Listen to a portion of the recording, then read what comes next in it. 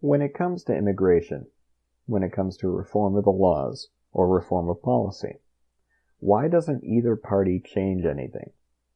Why do they simply harass the president until the president changes policy temporarily with a Band-Aid solution using executive authority? Mr. President, do you agree with children being taken away from? No, I hate it. I hate the children being taken away. The Democrats have to change their law. That's their law. Sir, that's they your were law. forced. Quiet. That's the Democrats' law. We can change it tonight. We can change it right now. I will leave here. No. You need their votes. You need their votes. The Democrats, all they have to do. You control both chambers of Congress. No, the Democrats. Excuse me. By one vote, we don't need it. You need 60 votes. We have a one vote. Excuse me. We need a one vote. We have a one vote edge. We need 60. So we need 10 votes.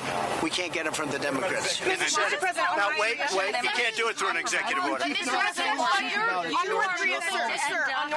Can we do one question at a time? Wait, one question at a time.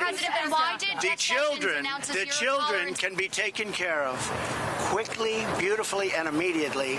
The Democrats forced that law upon our nation. I hate it. I hate to see separation of parents and children. The Democrats can come to us as they actually are. In all fairness, we are talking to them, and they can change the whole border security.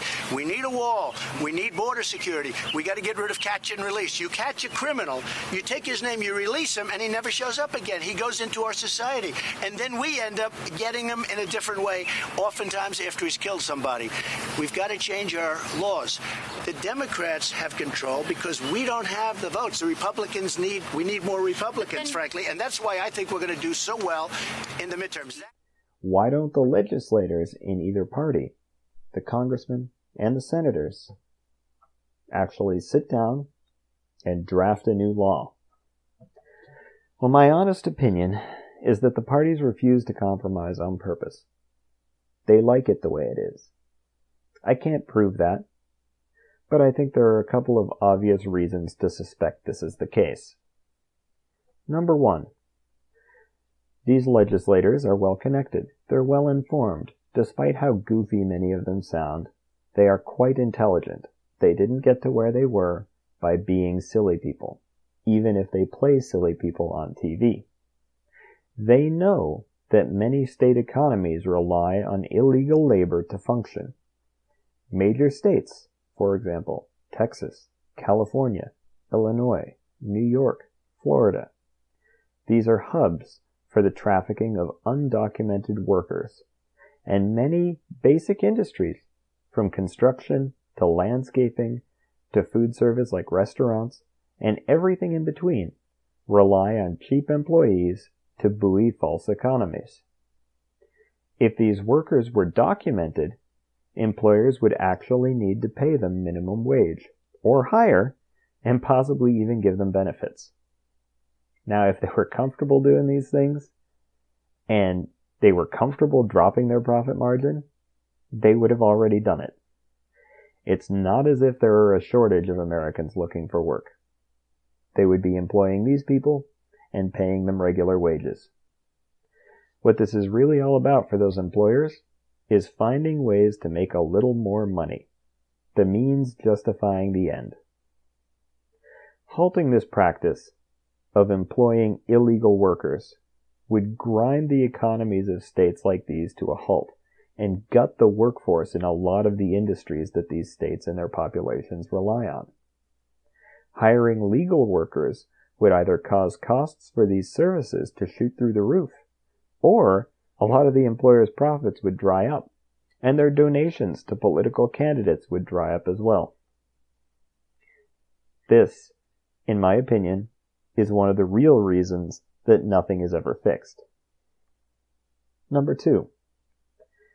Rich folks, representatives and their friends included, people who run businesses, CEOs, bankers, and senators, congressmen, state legislators, governors, presidents. All of these people, and this might sound bad, but they would all lose their cheap maids and gardeners. They would lose their cheap landscapers. They would lose these service people that they rely on and that they're able to pay substandard wages to. This is both selfish and the result of what I think is a cognitive dissonance. Now, when I say dissonance, I mean I think it's sort of like how white Southerners in the time of slavery used to live in denial. They used to justify slavery through the concept that they were being kind to their black slaves by giving them more than what they would have had available to them in Africa. So goes the argument. Now, this seems like a ridiculous idea. I think it's a ridiculous idea. But it makes a lot of sense in terms of human psychology. In order for an otherwise moral person to justify doing terrible things to other human beings, many of them have to find a way to convince themselves that what they're doing isn't actually terrible. I've heard people who employ illegal aliens use a similar justification.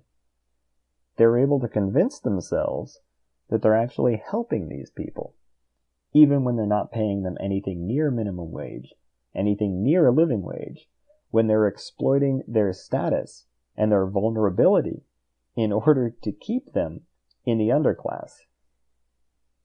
That is the dissonance. Doing harm while convincing yourself that you're doing a benefit.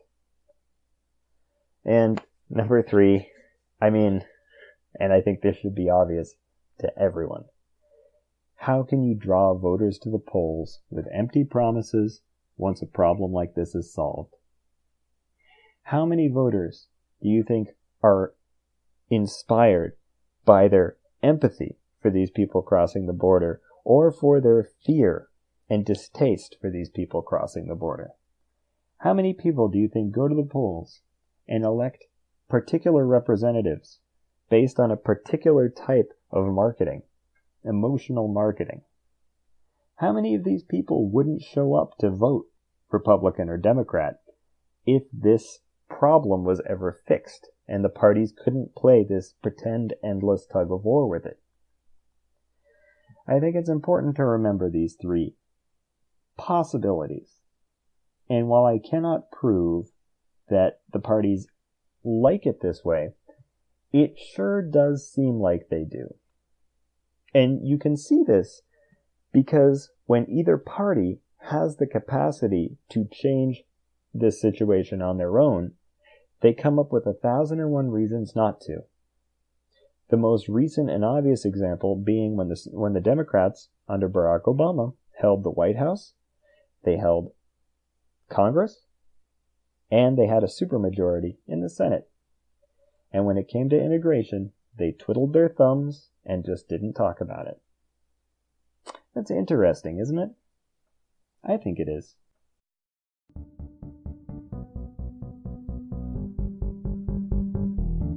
If you enjoyed this production by The State of Opportunity, please like and subscribe. Remember, you're the ones who make this all possible. You can also check out our Facebook page at Opportunity State and follow us on Twitter at @OfByOpportunity.